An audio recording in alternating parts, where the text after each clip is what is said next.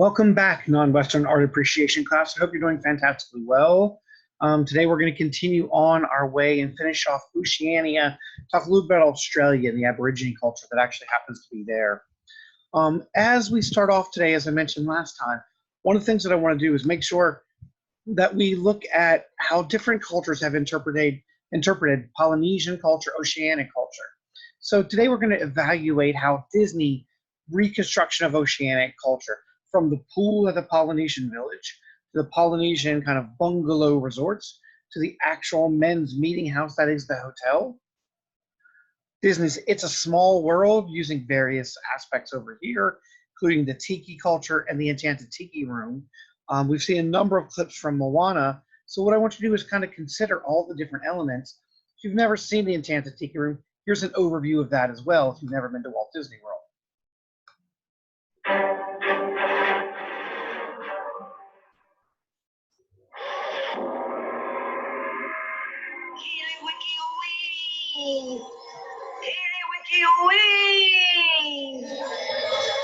Spirits of the tropics, heed our call. Descend with your rhythms for one and for all.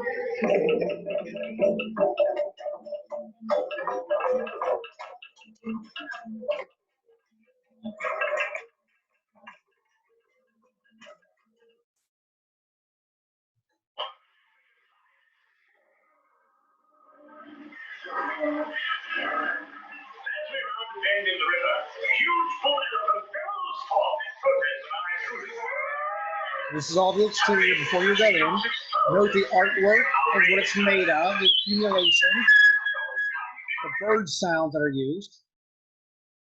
Then we get to the inside, and we'll start off with the show right.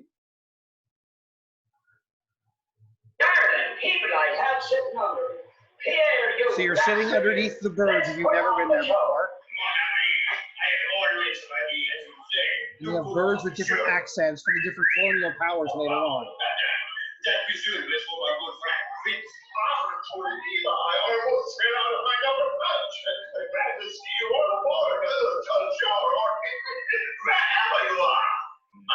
And they start singing the hallmark song of the Tiki Room. The hallmark song of the Tiki Room, which I guess I'll have to get back again.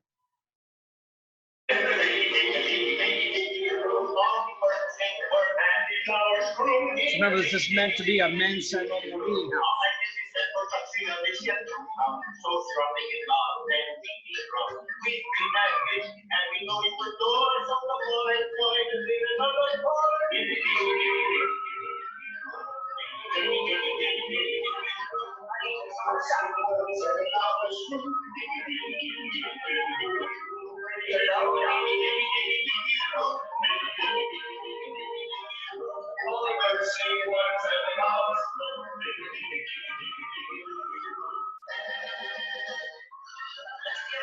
There's multiple different songs, but we want to specifically play the last song then, so you can kind of see how everything gets lit up at the end. Should be somewhere right around here.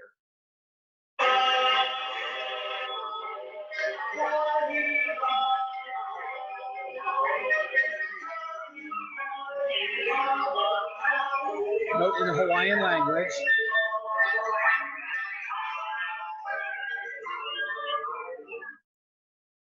And let's get a close-up of some of the. There we go.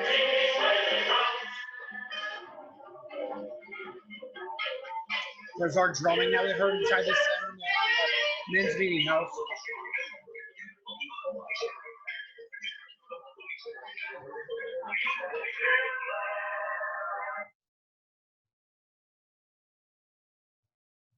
I wanted to show you one more thing inside. There, the tikis are talking.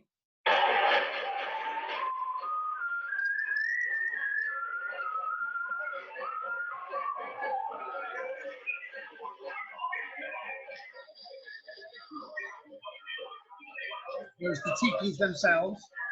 Those totemic ones we talked about before.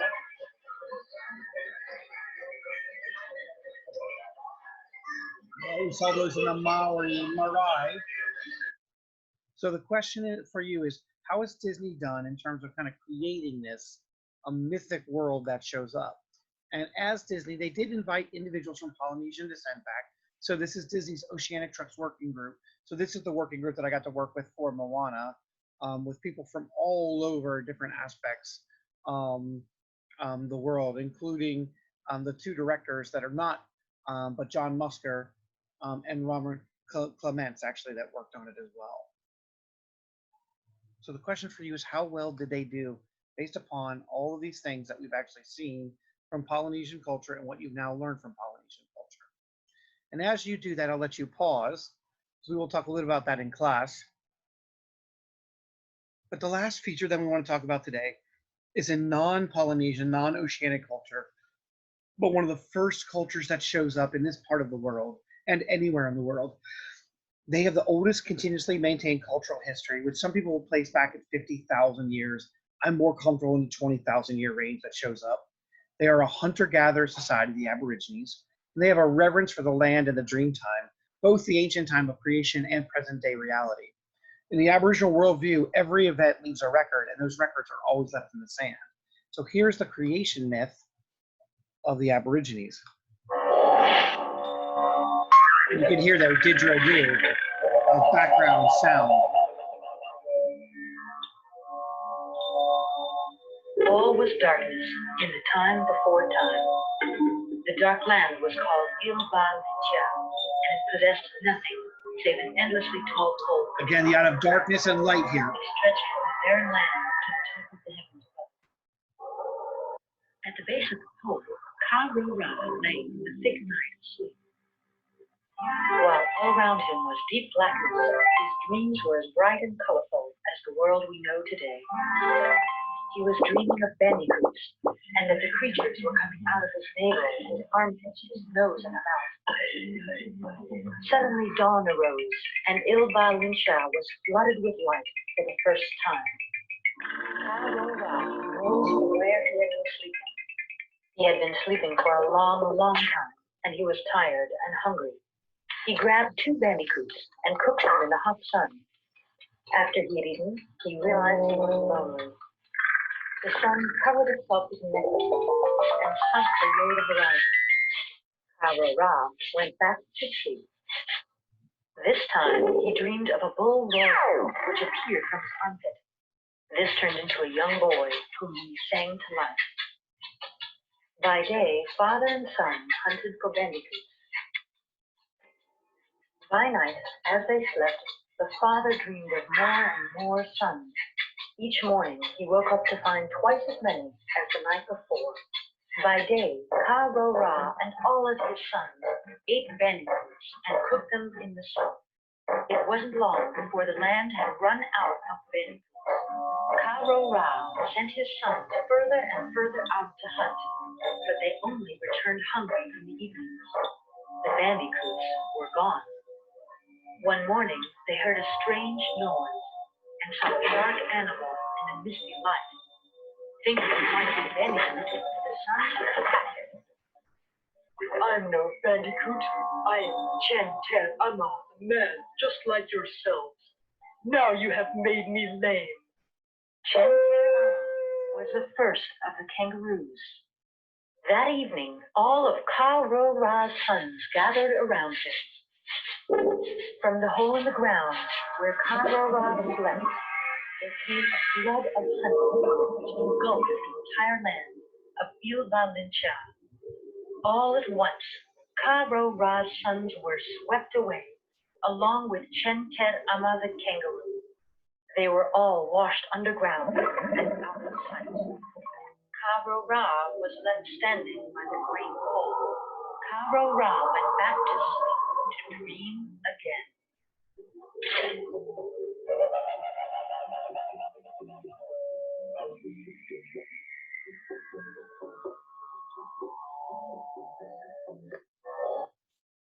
And so when we think about Aboriginal culture in Australia, we have to think about what's called the dream time or the dreaming. And most of their artwork has to do with this idea of dreaming, the idea of the gods, the aspect of creation. Over on your left over here is Gang Keri, which are traditional healers from the dreaming paintings. So one of the first human art forms going all the way back at least 18,000 years ago. The Aborigines do not reveal the full meanings to outsiders, so we only have it from partial and hints and from their myths what we're seeing here. So in the Dreamtime, art restores contact with the Dreamtime and allows us access to that less visible world. So the first humans here, the Wawalag sisters, walk about, as you can see, with their digging sticks. They sing, dance, they name things, they populate the earth with children. But the sisters are offended the rainbow spirit, who is spread out, as you can see, all behind them. And he's the symbol of the monsoon rains that bring both fertility and destruction, but allow the land to be prosperous. The serpent swallowed the sisters and designated the Wawalag rituals, which are these beautiful rituals of dance that take place annually. Now, Aboriginal art that shows up is generally in two different styles, depending upon where in the Aboriginal homeland we are. There is the dot style that shows up like we see here with the snake image. And then there's also the X-ray, also if you're looking right through at the bone structure. And so both actually are very readily apparent. So here you can see other dot versus X-ray on kangaroo, on lizards, and even on rock walls behind them. So when we look at these particular different aspects of creating and trying to be involved, both men and women actually create the artwork, these beautiful artworks. And you can note there are numerous symbols, just like we saw with Polynesian and oceanic tattoos, as well as with bark cloth and the kappa. And there are things like the star, heavy rain, the idea of clouds, the idea of this one here is a pursing. Here we have fire, we have windbreak.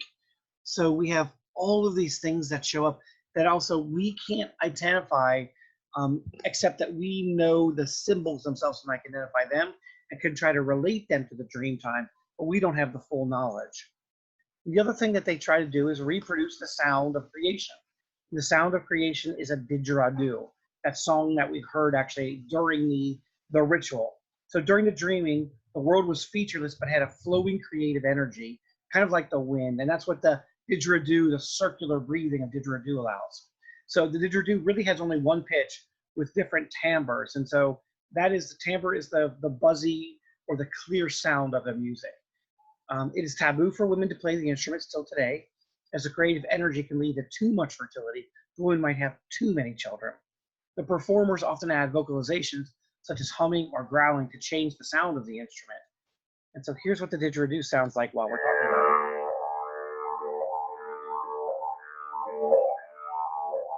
So you can hear the circular nature of it and the fuzzy texture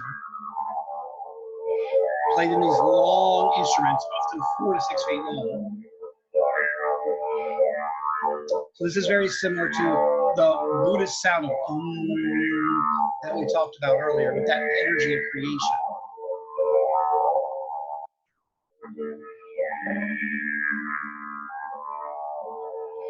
And the music is often played during rituals or whenever they want to have access to the dream time.